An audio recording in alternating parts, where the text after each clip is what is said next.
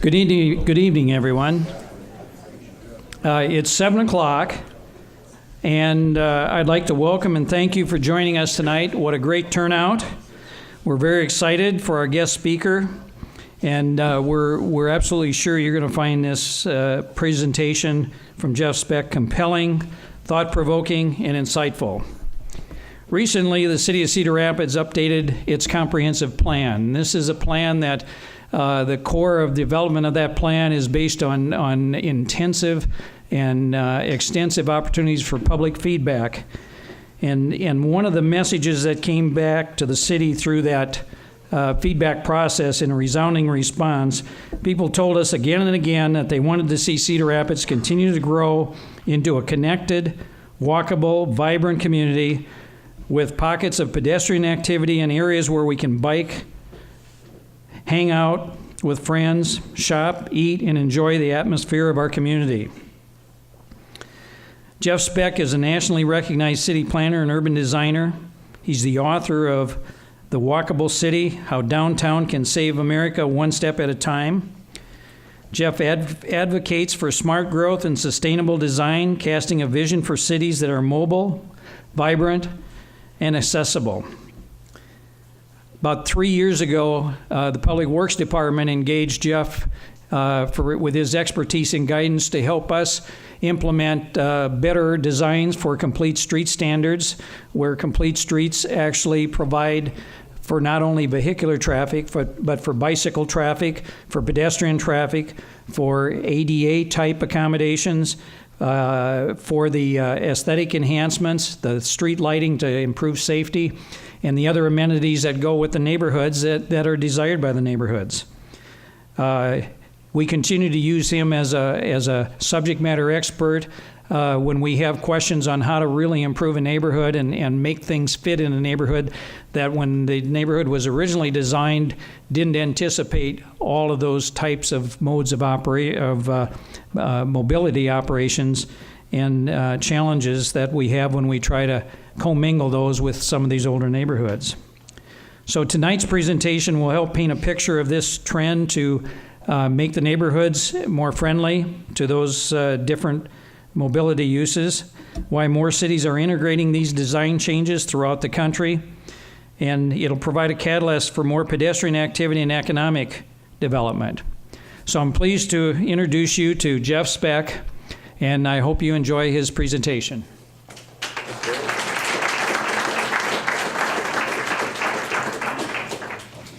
I'm hiding.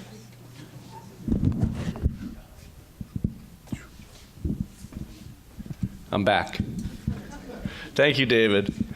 It's been a real pleasure working with Dave Elgin and his team, and I was sad to hear tonight, you guys probably know because you're here, that David's retiring, and that's sad for me, but I'm very grateful that he was around to shepherd the work that I did here. And if it hasn't been done already, at least not tonight, I'd love to hear a round of applause celebrating David's career here at the city. Speech. So, as always, I have a lot to say, and limited amount of time. I know that you all have other things to do with your evening, and I do want to be brief. So, New Englander that I am, I'll talk very fast. I bring you greetings from Boston. When I start, this is my whack-a-mole photo. We can bring the lights down if I don't know who has the controls, but this isn't about me. This is about, with apologies to the film crew, this is really about the images, so I like to have it nice and dark. I trust you won't fall asleep. When I first started, it shows how long I've been working here, that when I first started working here, I was coming from Washington, and now I'm still working here, and I'm coming from Boston. But I moved back to my childhood home just this past, or I should say my childhood home city, not the home itself, just this past year, and it's not all sad when you get a lot of snow.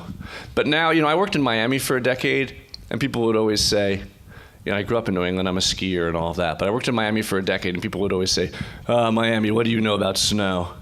And now I've got them all beat, because I come from Boston. So, who heard me at the Trees Forever event? Oh, good. Only a few of you. So who has heard me present some of the proposals that we're doing here in Cedar Rapids? Okay, a few more, but not that many. So for most of you, all of this will be relatively new. And for those of you who've heard me before, and even the few of you who are at Trees Forever, what I've been asked to do is to hone down into one aspect of the talks that I like to give. And as you can see, tonight I'm talking about the safe walk. Normally I talk about the walkable city. I talk about all the things that add up to the walkable city, as I'll explain. But I was asked to hone into this part tonight because it bears much more relationship to a much more direct relationship, the conversation that I'm going to have with you tonight, to the specific changes that are being proposed in the downtown of Cedar Rapids, which, as always happens in cities, garnered initial support, some initial skepticism, and then as time passed, people started to get worried about them. And I think the reason I'm here tonight, for me, if not at least for you, is to recommunicate why these things are so important, to give you the evidence, to give you more confidence in the proposals, and hopefully to make you, I'm looking at all of you individually, to make you people who feel it's worthwhile to come out and support these proposals, because I think they're very important proposals for the future of your city. And what's really fun, I was thinking maybe there'd be more people who had heard me speak before, but what's really fun is that since that talk at Trees Forever, which I think was 3 years ago, there's like a ton more data. There's more data. So I've got more information to support some things that I told you, and I've got some new things to tell you that I've never told you before because I hadn't learned about them. And what's amazing about this work, for someone who was trained as an architect, who's working as a city planner, is that the science of traffic engineering and street design has been so poorly perpetrated as a science for so many years that the data we're just now beginning to really understand how how streets work. Trees Forever on my brain. We're just now beginning to really have a firmer understanding of what makes for a safe street, because we had it wrong, we being the various professions associated with making streets, we had it wrong for a long time. So tonight I'm going to talk to you about the safe walk. This is my other cred. My wife's from Iowa, and I've spent a lot of time here. So yes, I'm the out-of-town consultant, but I want you to know I do know Iowa fairly well. And I've been working in Davenport, Cedar Rapids, and Des Moines, and Waterloo, and I have family in a number of those places, also in Numa. Has anyone been to Numa? That's a long way from here. So I'm a city planner, which means I do two types of work. I make plans for existing places like South Beach in Miami, where I lived for a decade. And I always show this slide because I want to remember to give credit to Andres Dwani and Elizabeth Plater-Zyberk, who are my mentors and who were the reason that I went to Miami. They created the new urbanism movement, starting with the design of the town of Seaside back in 1980. I made a pilgrimage to them when I got out of architecture school in 1993 and basically made them hire me because I wanted to learn about this thing that was called the new urbanism, that was about proposing alternatives to suburban sprawl. And so as a city planner, I do plans for existing places like South Point in Miami Beach, trying to make it better. And I do plans for new places. And this is Kentland's. It's one of the landmark new urbanist projects. I worked there even when I was in school, when I was apprenticing with Andres and Liz. And as a new urbanist, that means something quite specific, which is that it's my job to go and measure. When we're going to make a new place, we don't try to invent it. We go to the places that people love the most, and we measure the streets. We pace the curbs. We count the trees. We count the cars, because we really think that the rules that will allow us to create the best new places can be derived from the best old places, and that yes, older places must modify in order to deal with modern realities, but still the most valued and beloved and value-retaining communities in America happen to be the ones that were built in earlier times, and they hold many great secrets for us. Now, we didn't study South Beach to build Kentlands, of course. We studied Georgetown to build Kentlands, because Kentlands is near Washington, D.C., and the new urbanism is also very much about place. And in architecture school, we were all taught that architecture must be of its time. But as new urbanists, we say that's not so important. Architecture must be of its place. And so where we are is key. So I wrote a book with Andres and Liz called Suburban Nation that got me appointed to run the design discipline at the National Endowment for the Arts, where I oversaw this program, where I met my first Iowa mayors. I met Frank County. I met the earlier mayor from Davenport, whose name I'm blanking on. But this is an amazing program, and I bring it up because every 2 months, somewhere in America, we would collect up in a room 8 mayors, 8 designers who I would get to pick. Each mayor would bring their most pressing urban design challenge, and then we would argue around the table. There's Mayor County on the left from Des Moines. We would argue around the table and try and solve, lock ourselves in a room for 2 days and try and solve these mayors' most pressing urban design challenges. Where do I put my convention center? How do I reconnect to my riverfront? And we wouldn't always solve the problems, but it was really teaching mayors about urban design, but it was also teaching us designers and the designers in the group, half mayors, half designers, teaching us about what mattered to mayors and mattered to cities. And it was through this experience that I took the discussion that we had called new urbanism, which, by the way, turned off the conservatives. And before that, we had called it neo-traditional town planning, which turned off the liberals. And then we were calling it just good urban design or best practices in town planning. But what I learned from the mayors was actually it was all about walkability. That the criteria they were using to determine the success of their cities and whether they were livable and successful places was street life. And so it was through the experience with the mayors that I was able to reframe the argument accidentally into this thing which nobody can be against, which is walkability. And so it's all the same stuff about making great places, but by framing it in terms of can we walk, can we bike, in addition to driving, can we do those things? Because if we can, then we're on the right track in terms of design. So more recently, I've been doing a lot of work with this group you may know called CEOs for Cities, and I bring them up because they're an organization that cities hire to be competitive. Cities say we want to attract talent, we want to attract millennials, we want to attract corporations. How do we do it? And CEOs for Cities understands that it's a two-part deal. That half of it is programming. What sports facilities do we have in our city? What events like Art Prize in Grand Rapids do we hold to make people come to understand the downtown in a new and different way? But the other half is design. Just what is the everyday design of the spaces between the buildings that are going to cause people to want to inhabit our community on foot and not just in cars? And so the design part is what I think has been forgotten for a long time in economic development, in urban revitalization. And learning from our best places is where this practice of mine takes off from and is the kind of information I want to communicate to you tonight. So we begin with this premise that the mayors brought to the meeting that I wouldn't have perhaps said with such confidence 10 years ago, but now I can say with confidence, I think most Americans believe that walkable places are thriving places. And if that's the case, the question is, how do you get people to walk? And that all adds up to what I call my general theory of walkability, which is meant to evoke a smile. It's not all that serious.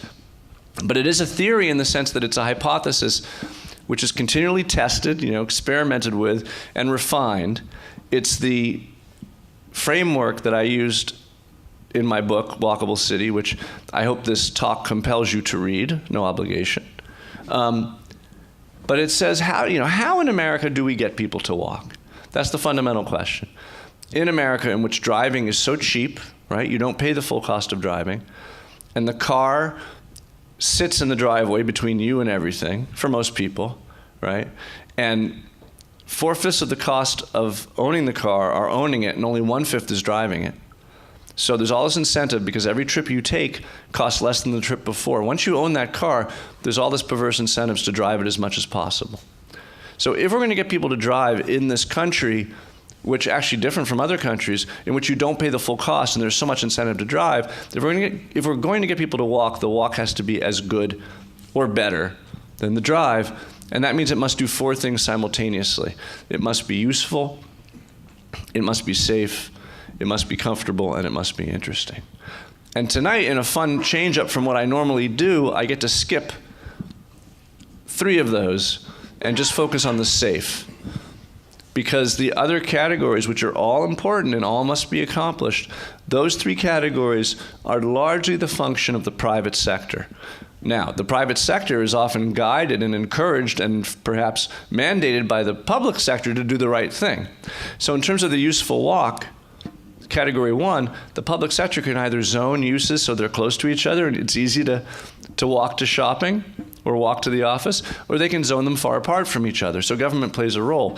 Similarly, in terms of the comfortable walk and the interesting walk, which is essentially what kind of buildings are lining the sidewalk, and are they shaping the street properly, and do they have friendly faces and open doors? That's also a function of what we were talking about in a city meeting this afternoon with city staff, which is zoning. And what zoning and subdivision ordinances can control. How will buildings meet the street? Are the doors open? Are there surface parking lots when you're walking down the sidewalk, or are there building faces, right?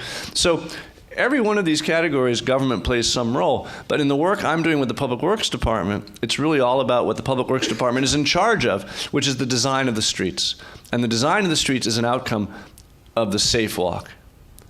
Or I should say, is a function of the issues that we're going to discuss under the category of the safe walk. So there's about 100 different moving parts that add up to a walk being safe or not. I'm going to cover about 8 of them, I believe. And they're all important. And there are others, but these are the ones that I think are most at play in your city and particularly in your downtown. The first, and I should say, in addition to, let me give a little history. So after I gave my speech here at Trees Forever, I was brought in by the city to do a couple different things with them. One of which was to help them modify their kit of parts for making new streets. So changing the standard lane widths, introducing proper components for adding bicycles, ensuring that there's proper street trees, all that sort of thing, so that both when the city makes a new street and when a developer makes a new street, that we can have a better standard. And so I prepared a document that was kind of subsumed into the city document and influenced how those work. But more directly, in terms of as a designer, I submitted a proposal for the redesign of the entire, and you know, this was a scope of work that I recommended. It wasn't that they said, Jeff, we want you to do this.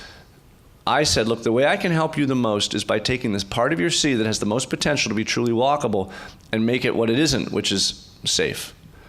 And that's essentially the heart of the downtown. So I submitted a proposal, for those of you who don't know, I submitted a proposal for essentially restriping, as I'll show you, restriping the 20 block or so urban core of your city. Subsequently, an engineering firm, AECOM, did a revised version of that was completely in keeping with my principles, although it changed a few things. Then the city has changed a few things as it's been moving forward, but the plan now, and it's already implemented, and you can see a street or two as you go downtown, is that as the city improves and repairs streets, as it always does, it will be repairing and improving them to this new standard, which is essentially changing the striping of all of the streets in that downtown grid, which is a project I'll show you and that I show cities all over America and frankly the world, because it's a really, you know, would I love it if you did it all in one day? Sure.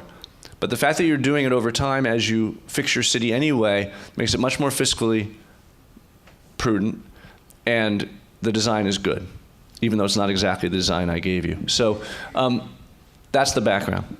So the first thing that makes a street safe, or I should say makes a city safe, and I'm not talking about crime, because now the great threat to pedestrians in most places isn't crime, it's getting hit by cars.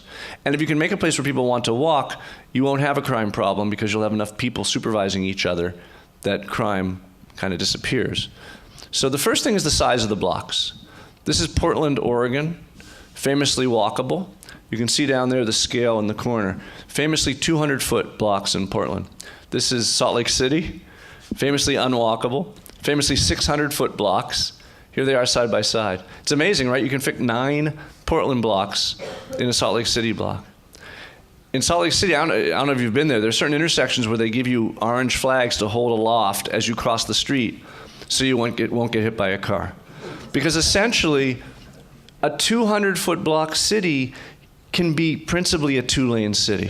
But the same amount of development, or even actually a little bit less development, when you have it on a 600-foot block and the streets are so far away, you have to have kind of a 6-lane city. So the typical street in Salt Lake City then becomes this 5 or 6-lane street, because just to serve that great mass of real estate that it surrounds. Here's a really important study that was done in California, comparing 24 different cities, divided them into safer cities and less safe cities based on the highway deaths. By the way, if anyone back there wants to sit, there are some seats right in front, and I won't spit. Notice as the average block size doubles, the average fatal crashes not on highways almost quadruples. And there's a clear inverse correlation between the size of the block and the safety of the street. So the first thing is you want to have small blocks. You do have small blocks. You don't have Portland-sized blocks, but as America goes, your blocks are pretty darn small. They're about 300 feet. And this is where we say you've got good bones.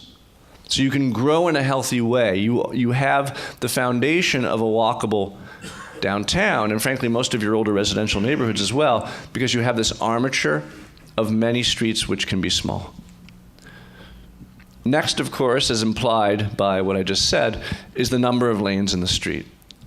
So how many lanes are there? The more lanes there are, this is Oklahoma City. Mayor Cornett is joining me tomorrow in Des Moines, where we finally try to get them to pull the trigger on their one-way to two-way conversion, which I'll talk to you about in general. But how many lanes there are determine how many lanes you have to cross, of course, but also, let's face it, when you have 4 or 5 or 6 lanes all together, what does it look like? A highway, right? And of course, the more lanes there are, the more opportunity to jockey, and the more drivers tend to speed over the speed limit. So it's kind of obvious, but what that means is to the degree that you have more lanes than you need, you have a street that's more dangerous than it needs to be. And that was the case in Oklahoma City. So the mayor called me. I had met him not too long before at a Mayor's Institute. This is Prevention Magazine, and they were naming the best walking cities in America, and they also named the worst walking cities in America. Specifically, Oklahoma City is the worst city for pedestrians in the entire country, which doesn't feel good if you're Oklahoma City. So he called me in and said, what do we do? And I said, well, let's do a walkability study. And I didn't really know what that meant, but we kind of figured it out together. And now I've done about 13 walkability studies where I say, the goal is to figure out how you as a city, in the least amount of time, spending the least amount of money, can witness the greatest increase in people walking and biking in your city, and particularly in your walkable areas, AKA your downtown or downtowns. So we did this study, and the first thing I noticed was this is the traffic counts map. Look at these counts, 5,000, 9,000, 4,000. So they've got nice small blocks. Their blocks are about the size of yours. And we said, holy cow, you've got Portland blocks, but you've got, Salt Lake City streets. So there's a disconnect. So we saw these counts, and we know, and you'll know after tonight, any traffic engineer will tell you that a 2-lane street, without a center turn lane, just a 2-lane street, will handle 10,000 cars per day, which is roughly 1,000 cars at peak hour. This is something we know. So look at these numbers. Well, I had in front of me a copy of the brand new downtown plan, and these are streets that were designated as arterials of 4 lanes or more in that plan to be restriped and rebuilt to 4 to 6 lanes, and these were the car counts on them. We said, wait a minute, you've got a major disconnect here between supply and demand. Your supply of lanes is way in excess of your demand for lanes. So Hudson Avenue, carrying less than 2 lanes worth of traffic was 6 lanes wide. And so something fortunate happened, which is that the Devon Energy Corporation decided to build a 50-story tower in the heart of the downtown that was going to generate $200 million in tax increment, and that was decided like the day that my study came out. And they said, what can we spend the money on? And they decided we're going to spend it on rebuilding the entire downtown core, all the streets from building face to building face, 40 blocks of downtown. And it was my job, basically, because I'd already started to do it in my walkability study, it was my job to redesign all of the curb to curbs. And what happens when you turn a principally 4-lane downtown into a principally 2-lane downtown is that you get lots of asphalt for other things. So we actually doubled the amount of on-street parking, which the merchants love. According to the National Trust's Main Street program, 15 years ago, every on-street parking space was worth $10,000 in revenue to a nearby merchant. And that's now considered a low estimate. We also took a city that had no bike network whatsoever and created a pretty robust bike network. So a street like this becomes that. Here it is under construction. Street like this becomes that. See the bike lane. And the downtown is really looking great. Now this is a lot of money to spend. And I point out to all the cities, I show them this and then I show them Cedar Rapids. And I say, you can rebuild, but you can rebuild one street for the price of restriping a whole downtown. And I'm always saying, if there's another way to do it that way. So here's your downtown grid, and you can see that with a few exceptions, it's mostly 4-laners, and it's half one-ways. And we'll get into this a little bit more in a minute. The next issue regarding lanes, it's really important, it can't be forgotten in this conversation, is the left-hand turn lanes, because left-hand turn lanes can wreck a downtown. This is Lancaster, Pennsylvania, and that whole curb there used to have vibrant shops in it. And now they're all dead and gone, or dead and not gone, because this is a state highway. And the state DOT said that we need a 300-foot-long left-hand turn lane to serve this street, which has 7 houses and goes nowhere. Because that's the sort of thing that state highways do. And PennDOT's really good at it. So when a left-hand turn lanes have their place. If you have an intersection that's congested because of people waiting behind cars turning left, then it makes sense to have a left-hand turn lane. But you shouldn't have them where you don't need them. Many cities put them everywhere, no questions asked, every intersection, even though they're not necessary.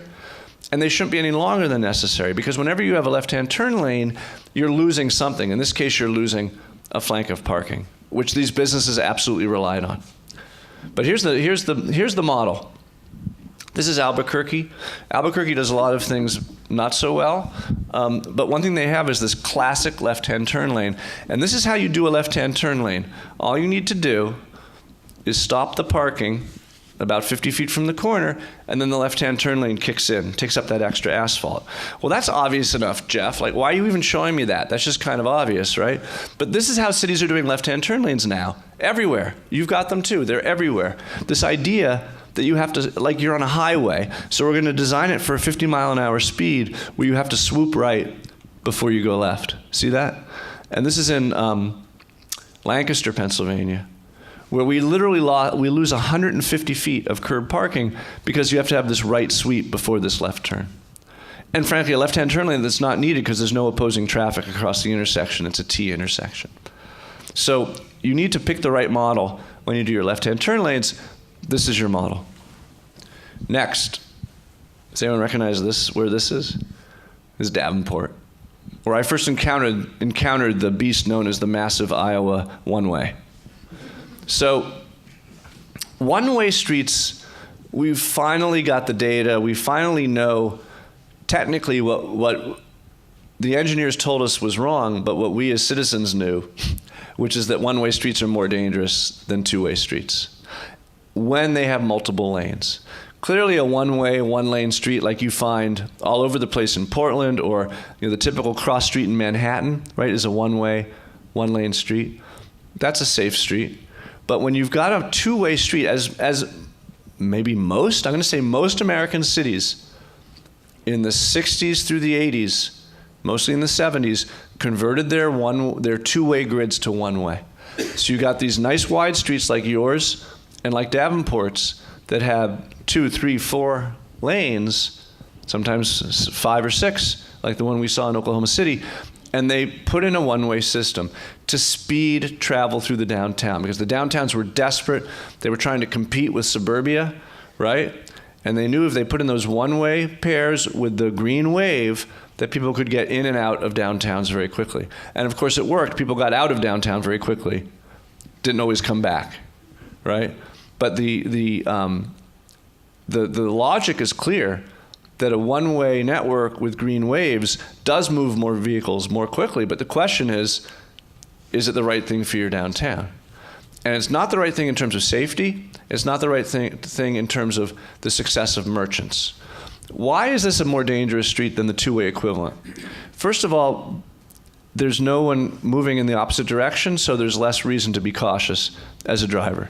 Secondly, there's this sheer momentum of all these vehicles going the same direction that is more intimidating to a pedestrian. You know the experience, one car slows down to let you cross and the next car sneaks out behind, right? And you don't see it, he doesn't see you, it's very dangerous. But the main reason this street is more dangerous is because the additional lane in the same direction gives you the opportunity to jockey. And as a driver, when you have that extra lane, when you have that second lane in any direction, which is obviously very available here, second and third lane, then your frame of mind as a driver changes from someone who's just sitting happily behind, or maybe not so happily, but sitting behind the car in front of you, and your speed is regulated by the car in front of you. But here there's always an opportunity to go faster, and God knows the other lane is always the faster lane, whatever lane you're in. And so you stop looking around, you stop looking at the shops, you stop looking for pedestrians, you enter that mindset of how can I get through here quickly? At least if you're me, you do. I think most people do that too. So, but the real story, this story hit the presses before the safety story, was the merchant viability story. And places like Vancouver, Washington, where they tried everything to bring back this downtown, and it was really struggling. They tried the 6 Bs of the 80s, the bricks, the berms, the banners, the bandstands, the bollards, and the balloons. Nothing brought back the downtown. Then in one day, they got permission from I think it was a state road, they got permission, and they made a two-way street. And with the traffic volumes remaining the same, the merchants' revenues doubled.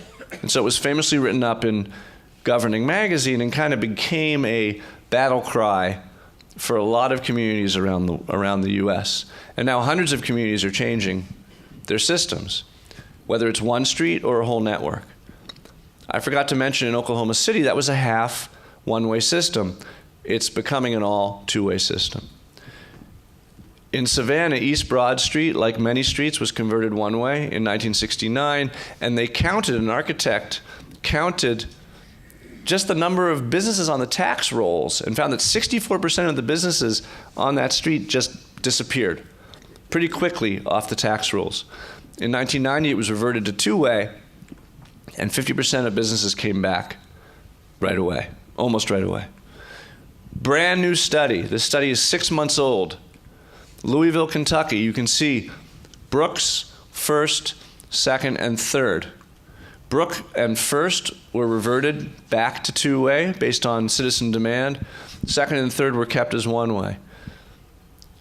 Brook and First, car crashes went down 48%, crime went down 23%. On the one-ways, Third and Fourth, car crashes went up 15% and crime went up 36%. So we're finally collecting all this data. Citizens understand this. This is New Albany, Indiana, where I'm working. This is a citizen-led effort. I had nothing to do with this. Where they're demanding in their residential neighborhood, which is part of downtown, they're demanding the reversion to two-way streets because they're being overrun by these one-ways. And as you can see, basically all of your east-west streets, all of the avenues are one-way streets except for First, which is a state road. Next is the width of the lanes themselves, right? So we had the size of the blocks, the number of the lanes, presence of center turn lanes, the direction, one way or two. How wide are the lanes? Andres Duani, my old boss, used to joke that the typical street, the typical subdivision in America allows you to witness the curvature of the earth because it's so wide. And what's happened is the standards have changed. This is the old 1960s standard, and this is the 1980s standard. Airplane the same height, Washington, D.C. region. Look at the width of those streets, and look what happened in 20 years. And there's lots of reasons for this. Chief among them, the fire department minimum clearances, which do reduce responder time while increasing the number of deaths and injuries that happen in the high-speed streets. It's a long discussion that sometimes you need to have with the fire chief. Say, are you interested in response time, or are you interested in life safety? Because if you want to save lives, you will have safer streets that maybe your trucks have to go a little more slowly on. But this is my old neighborhood in South Beach in Miami, and just because the standard changed, it was a perfectly good street before, but they had to repave it because they had to redo the curbs because it wasn't draining properly. And when they redid the curbs, this new standard kicks in, and we lost half our sidewalk and our street trees because of the new standard. What happens in wider lanes? A traffic engineer will tell you each lane width corresponds to an implied design speed. So everyone knows an 8-foot lane is a slow lane. A car comes at you, you're going 10 miles an hour, 15 miles an hour. A 10-foot lane is a standard urban lane, 30 miles an hour, no problem. A 12-foot lane, you'll find that on a 70-mile-an-hour highway. Right, a 13-foot lane, 70-mile-an-hour highway. So lane width corresponds to speed, and speed corresponds to death. If you're hit by a car going 35, you are 8 times as likely to die as being hit by a car going 25. That's a really important number. So you had 10 miles an hour in that key area where the speeds at which people are driving in cities, 25 to 35, you had 10 miles an hour and you're 8 times as likely to die or your child to die. Increased lane widths are supposedly, according to one study, responsible for about 900 additional traffic fatalities per year. And we've been saying this, we laymen have been saying this for years and years, and the traffic engineers have only slowly begun to take notice. So that many engineers, none in this room, I believe, but many engineers still are fighting for 12-foot lanes versus 10-foot lanes because they were taught that 12 feet is safer. Why? Why were they taught this? Because they were raised on highways. And I say that not as a joke or a snide comment. The fact is that the traffic engineering manual is a highway engineering manual that's only slowly been modified to work for city streets. But the history of the traffic engineering profession in the US is a highway engineering profession. And it is true, on a highway, all the things you do on a highway to make it safer do make it safer. Widening lanes, safer. Eliminating trees, safer. No parallel parking, safer. Broader sight angles and more swoopy corners, they all make it safer. Why? Because on a highway, you look at the speed limit, you set the cruise control for 9 miles an hour over the speed limit, and you go. Right? If you're me. But that's not how people drive in cities. In cities, your speed is not determined by the speed limit. Your speed is determined by all the little visual cues that are in that street. How many, sorry? Side friction. Side friction, right. How many lanes are there? How close is that vehicle next to me? How close is the curb? Are there trees that I might hit? Are there cars coming at me? Is there parallel parking that a car might pull out of? Or maybe I'll find a parking space. Right? All these little cues that tell the driver how fast to go. It is environment influencing behavior, which is fundamentally what was missing from the highway engineering education. So we've moved on, but residents, of course, have understood this for many years. In Birmingham, Michigan, they fight for narrower streets. Portland, always ahead of the curve, has its own Skinny Streets program. And now this is for residential streets. This is the sort of thing you find in your best neighborhoods, if I can call them that, your most difficult to purchase homes in neighborhoods, out by the country club. I forget what it's called. But you've got, bad timing. I think I need to attack the computer. Hold on for a second. There we go.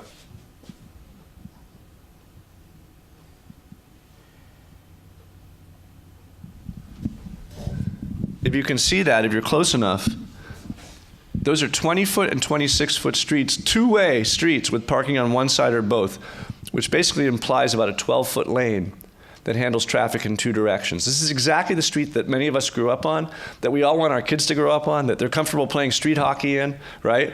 But it's not allowed But wherever we go to make a new community, like this one that we built for Vince Graham outside of Charleston, this is called Ion. We have to break the law and get permission, and we do these skinny, two-way lanes, which isn't what you want in the heart of your downtown, but it's perfect for a low-density residential neighborhood. And Vince Graham is a great speaker. He goes around to conferences and he shows these narrow rights of way, and he quotes this famous philosopher who said, "Broad is the road that leads to destruction, narrow is the road that leads to life." And this plays very well in the South, as you might imagine. So the profession is catching up. This is maybe 5 to 7 years ago. The Institute of Transportation Engineers, the official body of transportation engineers, came out with this standard, which has more recently been adopted by the Federal Highway Administration, that said 10 feet. But they said, oh, how about 10 to 11? He goes, what about buses? They hadn't really figured it. They hadn't really thought about it fully yet. But more recently, we're focusing on this 10-foot standard. And city after city has realized that 10 feet is enough. Because how often does a bus pass a bus pass a bus at speed? And a bus is 10 feet wide mirror to mirror, 8.5 feet wide body, 10 feet wide mirror to mirror. When a bus passes a bus and there's two buses parked in the two parking lanes, they have to slow down and jockey a little bit. That's precisely the sort of thing that makes the city safe, right? This is bootleg. Someone shot this for me at a recent conference. The engineer who was writing the 7th edition of the ITE Traffic Engineering Handbook, 10 feet should be the default width for general purpose lanes at speeds of 45 miles an hour or less. So this says a couple things. First of all, it says that 10 feet is now the standard. No reason to go wider, but also, yeah, you should go wider if you want people to go more than 45. So now we can say, without any doubt, yes, we can have an 11-foot lane. How's 50 miles an hour strike you when you're downtown, right? So it's very important to see this. So I'm speaking in Des Moines tomorrow, and my report that was issued 18 months ago was shared in a public meeting last week. So now there's all this kerfluffle about my recommendations, and one councilman, I hate to pick on councilmen, but sometimes it's good to have an enemy, But one councilman says, I don't think we could survive with 10-foot lanes if the buses are 10 feet wide. And I'm saying, yes, there will be a zombie apocalypse in Des Moines. But I just love the choice of words, survive. But the great irony, of course, is this is all about saving lives. And it's the slower lanes, the narrower lanes that will allow people to survive. And here's a final kind of example. I hate driving out of Washington, D.C. on Connecticut Avenue. It's a 6-laner. It handles probably 30,000 cars a day. And I hate driving on it because you always feel like you're going to hit the car next to you because it's got 8.5-foot wide lanes. But this is a 30,000 car per day street, tremendously busy street, which everyone hates. But its record of death and destruction, given how many cars it handles, is remarkably light because it's encouraging slow driving. Jeff, nice to see you. I didn't see you. Good to see you, Jeff. Thanks for being here. And then finally, I just did a walkability study in Lancaster, Pennsylvania, where a lot of the streets are state highways. And I found this street, which is also a state highway, 9-foot lanes. And just to prove to them that no one was dying, this is a 9-foot lane street that's a state highway in Lancaster, Pennsylvania. So I've now added video so people can see that these things actually work. And what we know in everyday life, which people want to ignore, is that actually 9-foot works, 8.5 can work. So we're very comfortable with 10 feet as the new standard. And I'm hoping that Des Moines will be. I know that you are, or are now as of this moment. Bicycling, I like to say that urban bicycling is the largest revolution currently underway in only some American cities. This is Portland, Oregon, which is famously, in Portland, they bike 15 times as much as the rest of the country. What people don't know is back in the 70s, they biked about the same as the rest of the country. But they invested heavily in bicycle infrastructure. $60 million. Now, it was over 30 years. It was only about $2 million a year, and it was half what they paid for one cloverleaf repair. But they invested $60 million in bikes, and they went from biking just the same as everyone else to biking 15 times as much. And I asked my friend Tom Brennan, who works for Nelson Nygaard, the engineering firm, to send me some pictures of the Portland bike commute. And he sent me these, and I said, well, was that bike to work day? He said, no, it's Tuesday in Portland. New statistic, when I was a kid, 15% of Americans, students walked or biked to school. Now 13% of American students walk or bike to school. 10 years ago in Portland, 13% of the kids walked or biked to school. Now 43% of the kids walk or bike to school in Portland. Amazing accomplishment. Combination of bike lanes, pedestrian facilities, and small local schools. All very important there. This is the gold standard of bike lane. This is called the buffered lane. And what happens here, this is a buffer, but it really works as a buffer best if there's also the parallel parking there. So you take the parallel parking that was on the curb. This is Chicago. It's one of Rahm Emanuel's new bike lanes. You pull the parallel parking one lane off the curb, so you lose a lane. You get a door buffer, and then two-way bike travel. This is a two-way lane. This guy's breaking the rules. He's probably an Emanuel. But it's an amazing facility. These are the sort of facilities that mint cyclists, that create cyclists, that cause people to go down to their basement, pull out the bicycle, or buy one. And the statistics will tell you, actually, this is what gets the women and children bicycling, not just what we call the mammals, middle-aged men in Lycra bicyclists, right? And the statistics are fantastic. This is Prospect Park West in Brooklyn. And you can see they went from 3 lanes to 2 lanes, added this buffered bike facility. Of course, the number of cyclists tripled. Speeding went from 75% of all cars to 17% of all cars. Injury crashes to all users, pedestrians, bicyclists, but mostly drivers, went down by 63%. And most interesting, the street handles as many cars as quickly as it always did. Not sure why, because it was a congested street, but somehow these 2 lanes are handling as many trips as the 3 lanes did before. So, cities ask me, should we do bold green stripes? This is Long Beach, California, a very automotive city. It's got a lot of bikers now because of this bold infrastructure. And I always say, you don't need to do the bright green stripes. You also don't need to advertise your city. You don't need to tell people that you're a young city, a healthy city, a progressive city, a city that welcomes, talent and young people. But I think it's a good idea. Maybe you don't stripe the whole lane. You stripe it near each intersection so it calls attention to it. But it's like a horizontal billboard that advertises your city as a place of the future, right? But if instead, like Pasadena, you believe that every lane is a bike lane, then actually no lane is a bike lane.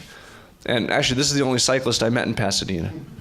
Because you don't share roads, the stamped bike symbol in the road, or the share the road sign next to the road, which is what they have in Des Moines, that does not create cycling population. It makes the hardcore cyclists more comfortable, maybe it makes the cars a little more aware, but it doesn't create more cyclists. And creating more cyclists is the key to bicycle safety, because it's a strength in numbers thing. The key thing that makes bicyclists safe is drivers anticipating seeing them. And the key factor there is having lots of them. So the more bikers you get, the fewer collisions per bicyclist you get. And actually in most cities, as the number of bikers increases geometrically, the number of collisions stays flat. It's not a cult. This is the blessing of the bikes in some church in New York City. This is how I know we'd turned the corner in Washington, D.C. So that buffered bike lane in Washington, D.C. And now there's a maid service that rides these electric bikes from house to house in these buffered bike lanes. This is useful for you.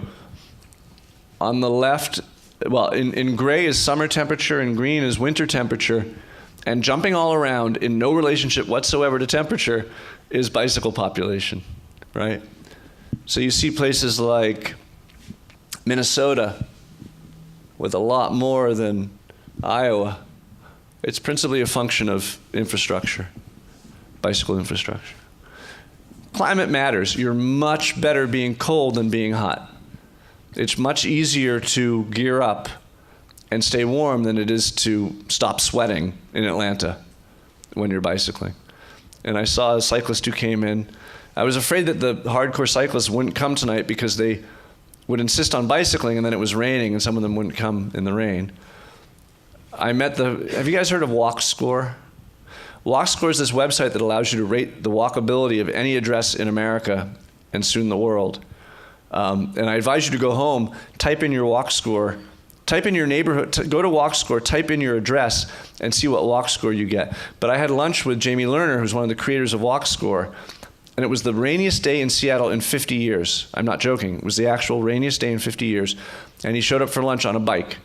He said, "My mom told me there's no such thing as bad weather, just bad gear." And I remembered that.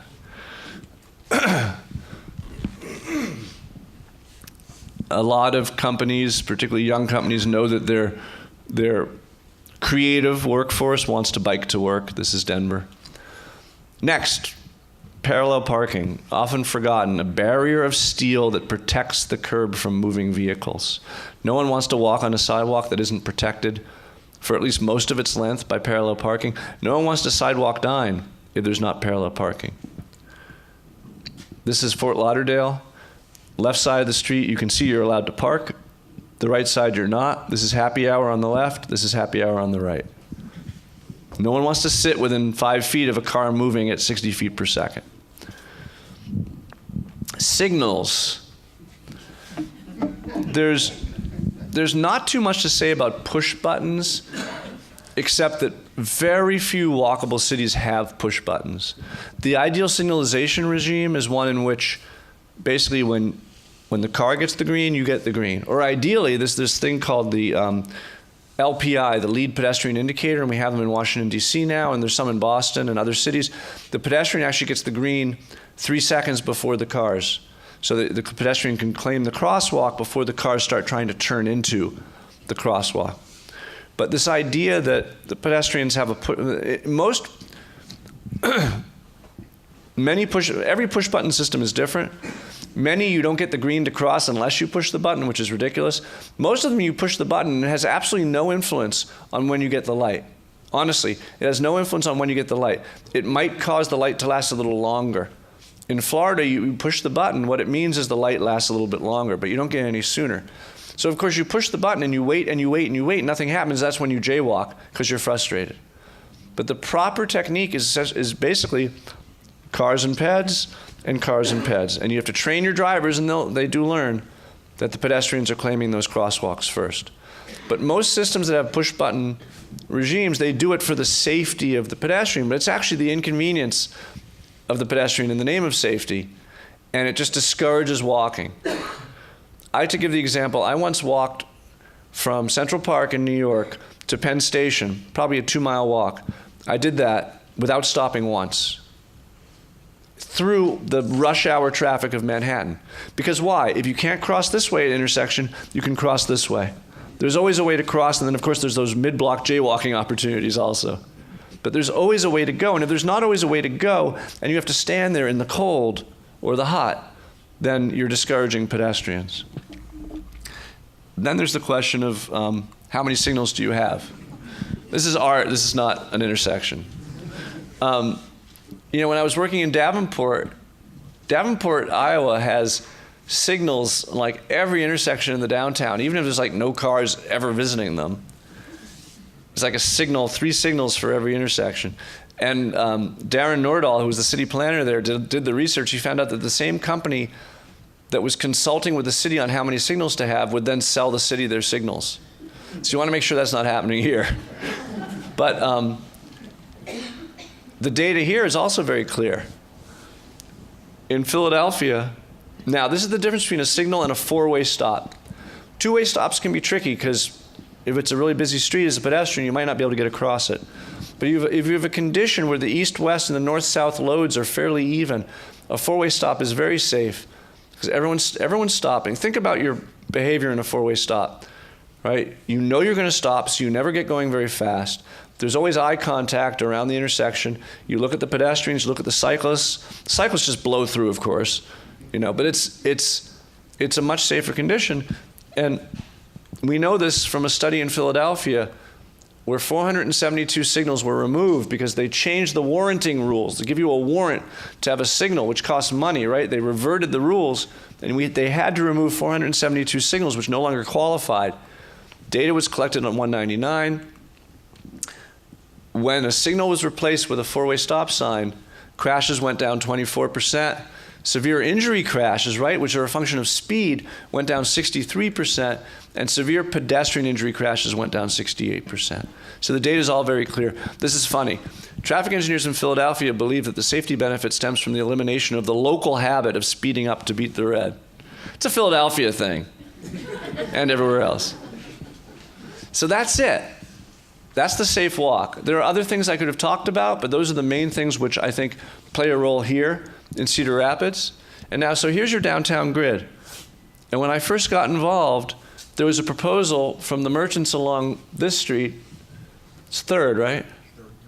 To rebuild 3rd Street very expensively and frankly in a way that would have removed almost all its parallel parking because they didn't know about the value of parallel parking. So for $3 million, they were going to rebuild 3rd Street. And I said, well, can you just take that money instead and restripe the whole downtown? Don't rebuild, but restripe. Restripe.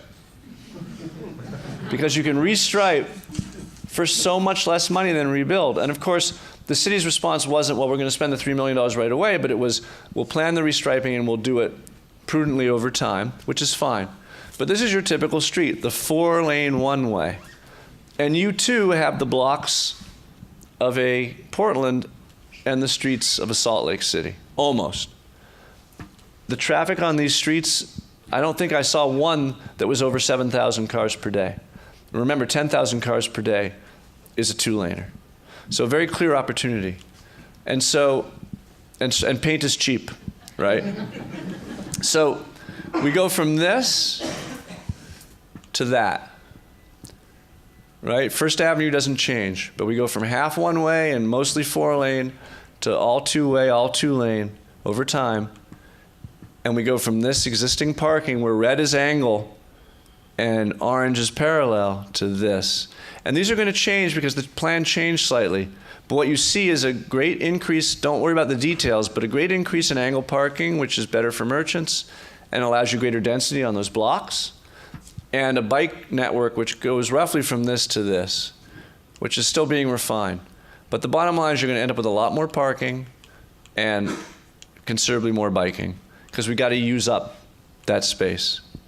This is the current plan, very hard to read, but you can see that there's interventions in every one of those streets, and you can find this drawing upstairs, and they're already implementing it, as you know. And they're not in a great hurry. The great impediments probably are the train tracks and what that means in terms of cost and getting the signals to go both ways across the tracks, very expensive, rather than just one way. But that is moving forward. So good for you. And thank you for having faith in these issues, which I think it's no longer a leap of faith. But when we started, maybe it was. And it's wonderful to see you all moving forward with this. Please read the book. If you're a real junkie and want to learn more about the things I've talked about, so much of it is in the book. All the arguments, most of the data. Some of the data I talked about was new, but most of the data, if you want to arm yourself with these arguments, it's in the book. And then these 2 books have a lot more great information in them. I teach a course every summer at Harvard for anybody. This year I'm teaching it June 25th to 26th, which is basically 2 full days of this. And it's not cheap because it's Harvard, but you get a Harvard diploma. For 2 days. So it's a really good deal. And that's my Twitter handle. If you want to communicate with me, that is the best way. Jeff Speck, AICP. But I thank you so much for your kind attention, and I'm happy taking questions if there's an interest. So thank you.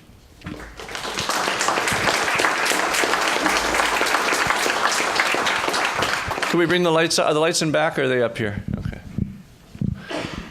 Yes.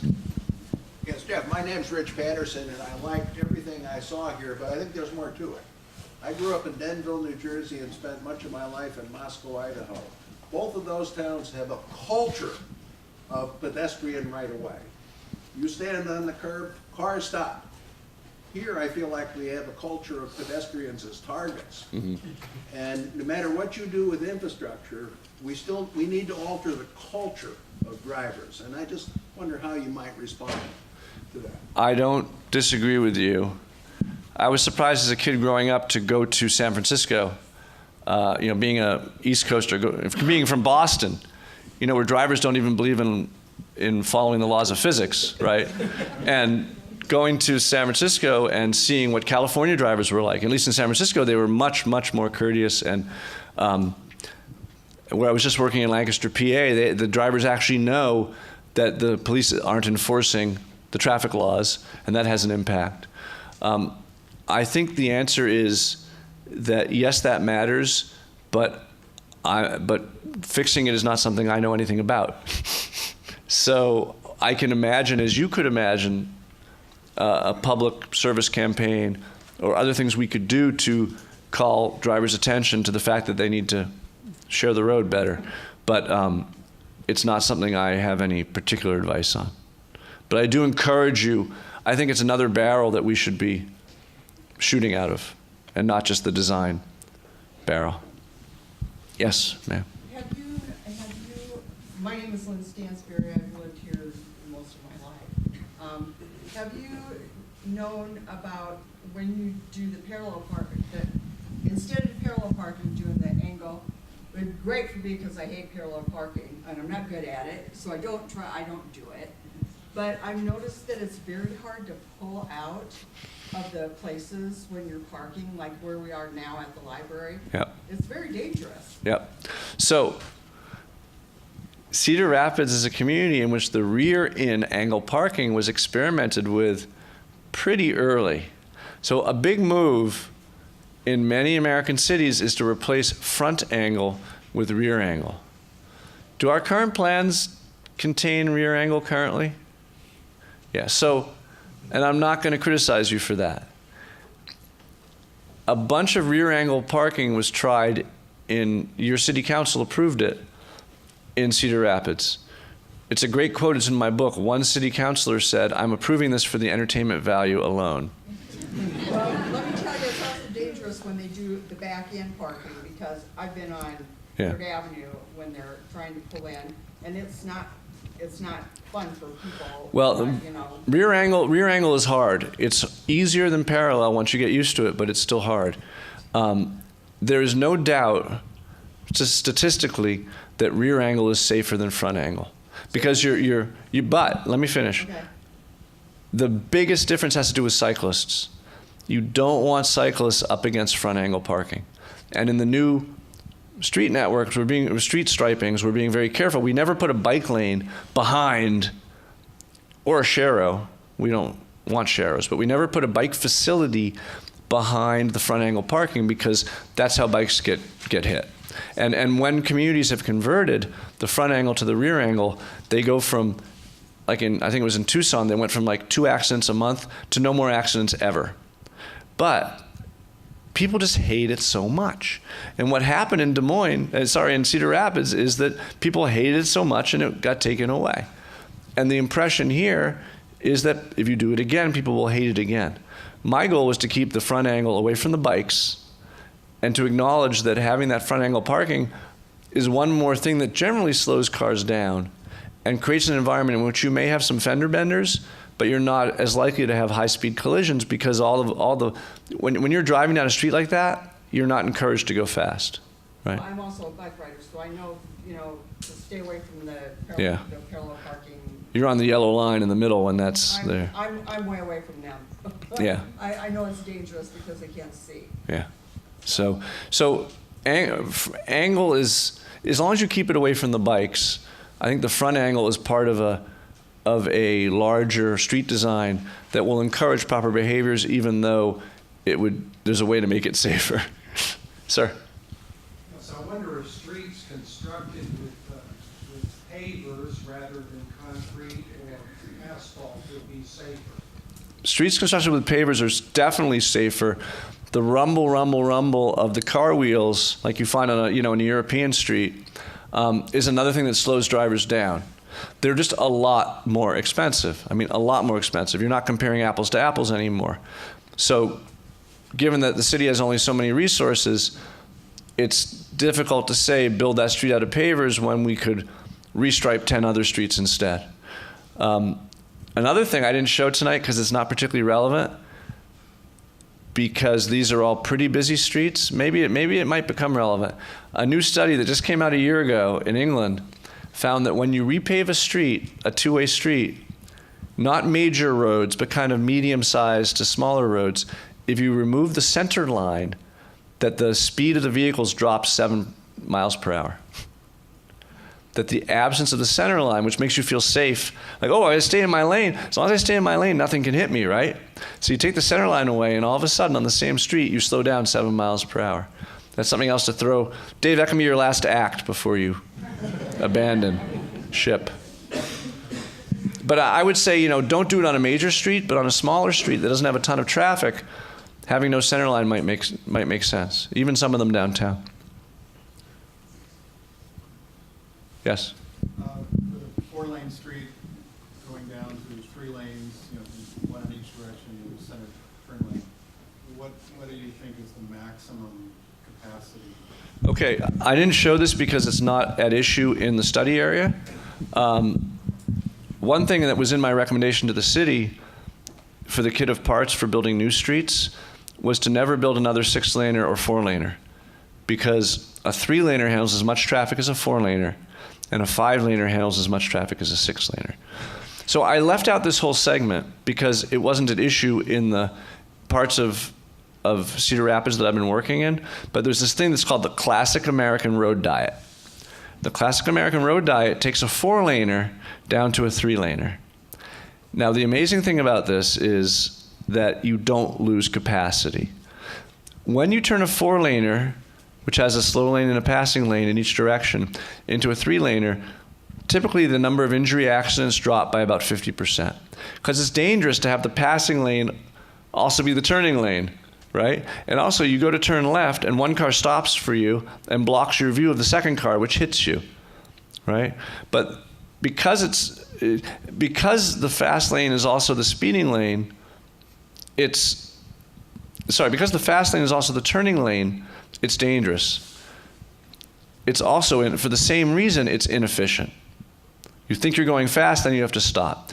So what we found is that when we changed 4-laners to 3-laners, and I have a chart of 16 of them, and it's in my book. I have a chart of 16 of them, and they all went from 15 to 20,000 cars per day in a 4-lane road to 15 to 20,000 cars per day in a 3-lane road.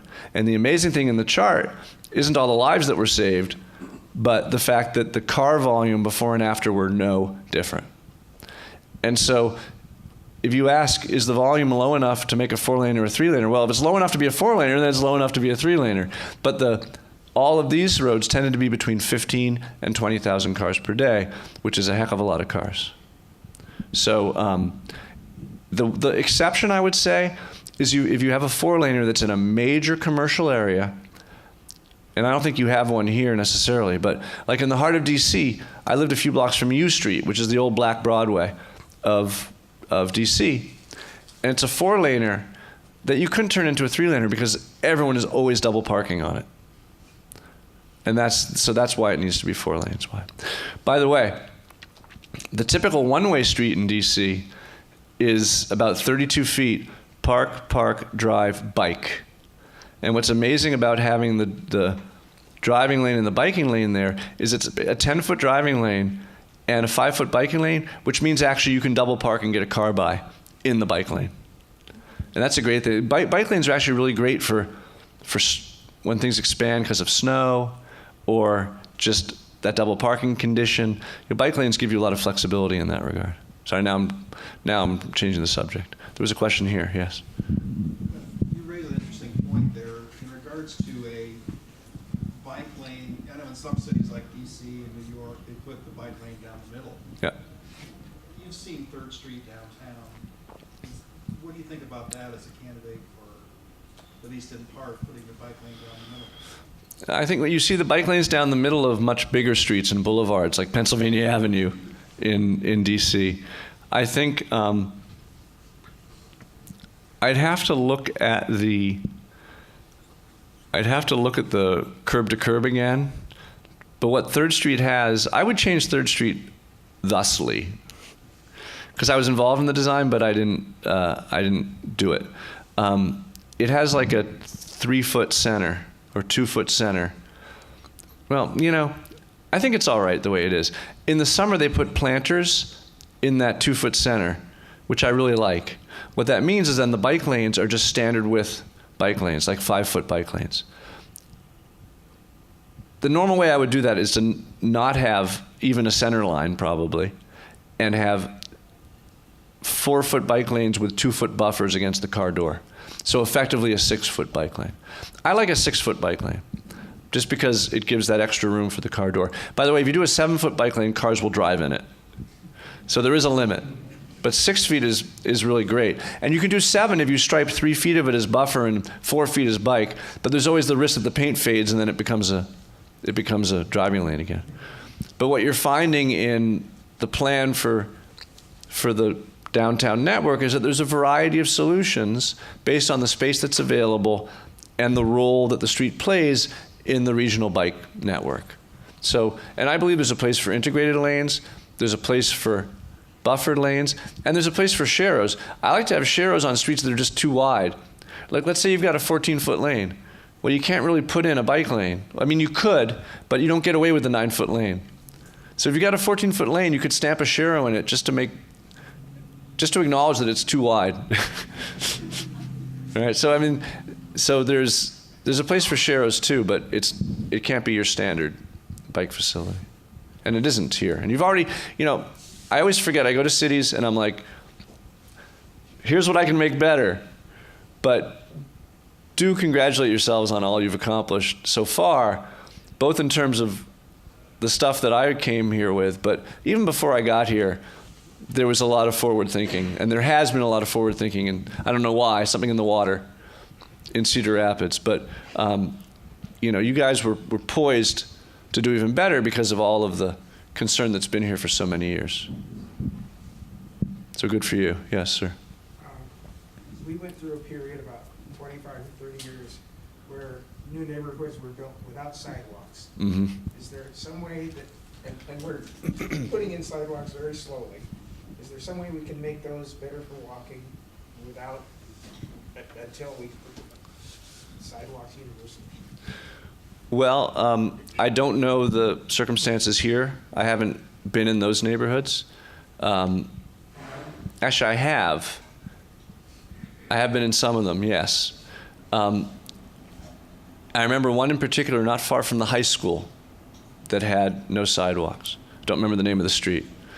But my question is, how wide, and this is, so what I want to leave you with, not that I won't be back and not that I'm not already having a specific influence, but what I want to leave you with and every city with generally is this kit of parts, where you understand that your travel lanes should only be 10 feet wide and they could maybe be 9, and your bike lanes should ideally be 6 feet wide. And you take any street like that, which has no sidewalk, and you measure curb to curb, and you say, oh, it's 26 feet. Well, then I would very actively stripe in a line 6 feet from one side of the street and mark it as sidewalk. Or maybe as a shared use path. If there aren't a lot of cyclists, then bikers and pedestrians can share it. But one thing I'm doing in Ada, Michigan, where that precise condition occurs, it's a street that's got a 3-foot shoulder on each side, and it's got like an 18-inch shoulder on each side and 12-foot travel lanes. The answer is to stripe in 10-foot travel lanes and have a 5-foot or whatever shoulder on one side, and then make it very clear. Put a pedestrian symbol in it. But the curb is nice. But if there's nowhere else to walk, then you sure as heck would love to have a stripe that separates you from the traffic. And in that condition, I probably wouldn't have a center line. So you'd have one 20-foot or even smaller. In the residential neighborhoods, most of them don't have sidewalks. Yeah, good. But obviously the long-term goal is real sidewalks. One more? Wow, okay. Well, thank you all very much. It's been really fun.